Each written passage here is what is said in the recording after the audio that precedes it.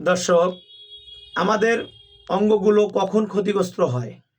Kidney যখন পানি কম খাবেন, অতিরিক্ত লবণ খাবেন, তখন কিডনি ক্ষতিগ্রস্ত হয়।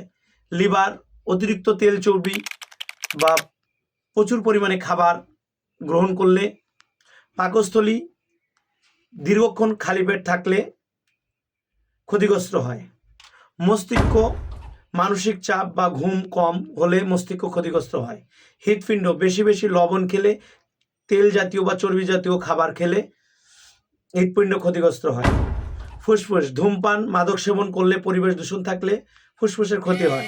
চোখ দীর্ঘক্ষণ মোবাইল, কম্পিউটার, ডিভিডি ব্যবহার করলে চোখে ক্ষতিগ্রস্ত হয়। কানে হেডফোন বা বিকট আওয়াজে কানে ক্ষতিগ্রস্ত হয়। দাঁতে পরিষ্কার না করলে, দাঁতে মিষ্টি খাবার, চকলেট বেশি খেলে দাঁতে ক্ষতিগ্রস্ত হয়। দর্শক, ভালো কিছু পেতে আমাদের পেজটিকে ফলো করুন। সবাইকে ধন্যবাদ।